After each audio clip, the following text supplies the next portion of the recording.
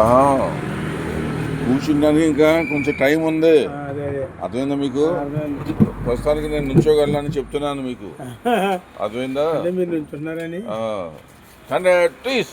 ఎందుకంటే ఆంధ్రప్రదేశ్లో అమ్మ ఆర్టీసీ బస్సులో సీట్లు దొరకట్లేదు. ఫ్రీ బస్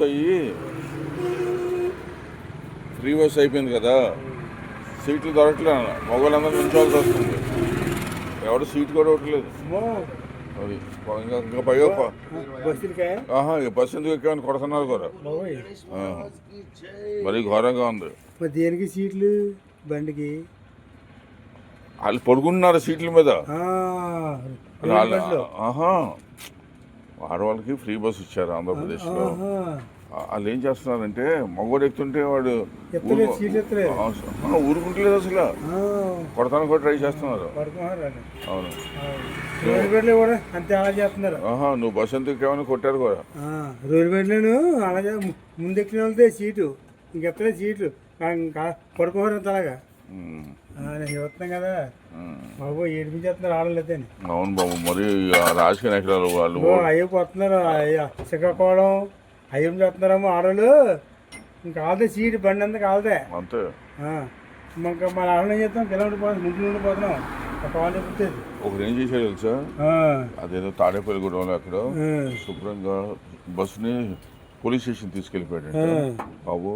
నేను చాలా ఓవర్లోడ్ అయిపోయింది, నేను బస్సు తాళలేను, తాళాలు ఇచ్చేసాడంట. సరే పోలీసులు వచ్చి దిగమన్నారంట. 150 మంది ఉన్నారంట. ఎంత లెక్కంటే 150 మంది ఉన్నారంట. అవునండి, వాడు బస్సు 2 వేస్తే వీడు పోడు కదా.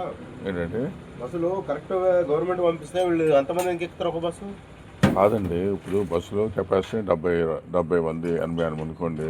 ఆడు 150 ఎక్కితే మరి ఆడు స్టీరింగ్ తిప్పినా కూడా తిరగదండి. అర్థమైందా? తిరగదయ్యా. ఆడు అందుకే ఎందుకు వచ్చింది, మనం రేపు ప్రాణాలు పోయింటే ఆడు ఉద్యోగం పోతుంది. అది లేనిపోయింది. అందుకే పోలీస్ స్టేషన్లో హ్యాండ్ అవుట్ చేశాడు. గవర్నమెంట్ ఉద్యోగస్తుడు కదా, హ్యాండ్ అవుట్ చేశాడు. అది అది చెప్తున్నారు. మీరు టిఫిన్ చేస్తాను కదా బందర్లో, రైట్ స్టీరింగ్ తిప్పుతుంటే అది లెఫ్ట్కి వెళ్తుంది. వాళ్ళు అసలు మాట్లాడలేము వాళ్ళతో. నాయను మొన్న బండిలో వస్తే అనకూడదు కళ నీళ్ళు వచ్చి నుంచొలిపోయాను.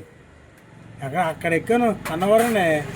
ఇక సిద్ధిపోయి కాళ్ళు ఎక్కడిపోయి కాళ్ళు ఎప్పుడు ఆచిపోయి కాళ్ళు ఆచిపోయి వరంగల్ ఎత్తులో కొంత సీటు దొరికింది.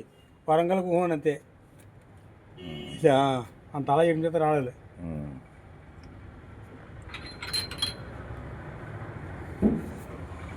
ఇంకంతే వాళ్ళదే ప్రభుత్వం, మనం ఏం చేయలేం. ఊరిపోయినట్లేదు. నాకు అది కూడా అయిపోతుంది చాలా.